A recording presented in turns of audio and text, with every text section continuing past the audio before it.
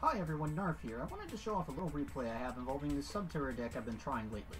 Now, my Subterror deck is a mashup of the two most common variants of the deck. It's meant to be an Invoke Subterror deck, but I've only gone through the Dark Dimension box once, which means I only have one copy of Alistair and Invocation, and I'm forced to fill the leftover slots with tech cards, such as Void Trap Hole and one copy of Spiritual Beast Tamer Winda. She's the centerpiece of a variant that uses her floating ability to make the deck more resilient to destruction effects, a big weakness of normal Subterror. In this game, I'm going to be fighting a pure Lightsworn deck, which can be extremely dangerous if they're allowed to get going.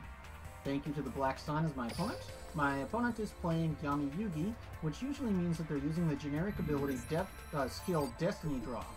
Destiny Draw allows you to draw any card of your choice when you are at low life. Meanwhile, I am on Paradox Brothers because they are the only ones who possess Labyrinth Builder, an important starting skill for the deck. Unfortunately, even though I go first, I do not happen to draw a hand where Labyrinth Builder is actually useful. I end up essentially opening a pretty useless hand full of two interaction cards, Subterror Final Battle, which is a centerpiece of the deck that interacts with my monsters, and Invocation, which is just completely useless without Alistair in the hand. All I can do is set back row and pass, hoping I can survive to do something. So my opponent normal summons Raiden. I don't want that doing anything, so I just Floodgate Trap Hole immediately and manage to end their turn. I normal summon Winda, who is not a great draw here, but is good enough to kill Raiden in defense position. They Solar Recharge, which tosses several cards into the graveyard, and then play Lumina, who can retrieve Raiden. I really don't want them retrieving Raiden, so I flip it face down with Paleozoic Canadia. I'm really hoping I draw something which helps me deal with this board, and lo and behold, I draw Stygokraken, who I can immediately flip face up to destroy the set Raiden and retrieve Paleozoic Canadia because I use Subterror Final Battle to do it. It can turn into a monster if you activate the trap. Unfortunately for me, they immediately summon Lumina again and retrieve Raiden, which allows them to go into a level 7 Synchro. Michael the Arch Lightsworn. Now, Michael is a very dangerous card. They can pay 1,000 life points to banish one of my cards once per turn, and they completely wipe my board of monsters. I chain out his fight, but there's no point to it. Michael could run away with the game if I don't get lucky here, and I do happen to draw Subterror Nemesis Warrior, who I can pump with Subterror Final Battle to be strong enough to destroy it. They activate Michael's Death Effect, which allows them to shuffle any number of Lightsworn back into their deck and gain 1,800 life.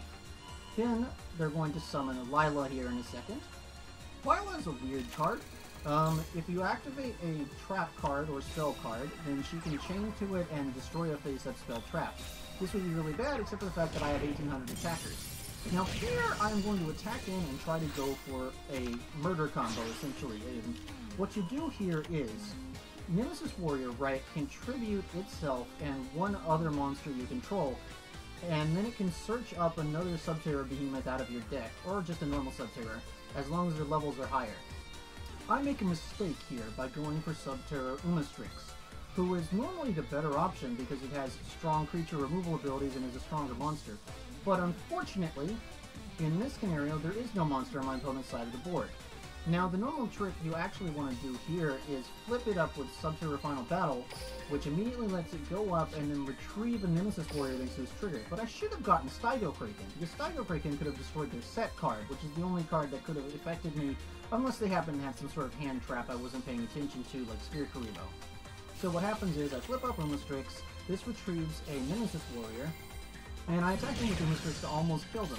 They immediately chain Dimensional Prison, which kills my Nemesis Warrior, and this allows them to activate Destiny Draw. They can get whatever they want out of their deck, and it happens to be my Arch Nemesis, Chaos Dragon Levianeer. Levianeer completely wipes my board, the only saving grace being that it can't attack the turn it activates its ability. My luck well is finally going to run dry here, as I top deck a completely useless card, only for me to remember, hey, I haven't used my skill yet. Now, Labyrinth Builder is the main skill for Subterror decks. It's a Paradox Brothers exclusive skill that summons a Labyrinth Warrior if you shuffle 2 cards back into your deck from your hand. It's played because it's a good starter with Nemesis Warrior's Tribute ability. It also happens, however, to be a free 3,000 defense blocker. My opponent apparently draws nothing that can assist Levianeer here, so they just have to pass, giving me time to normal summon Tsukuyomi. Tsukuyomi sets Levianeer and attacks me, and because of the Spirit Monster, it returns to my hand. Unfortunately for my opponent, it appears they do not draw anything of note, and since I have a monster on the board, I am able to flip it face down, leaving Tsukuyomi face up and able to attack in for game. Good game.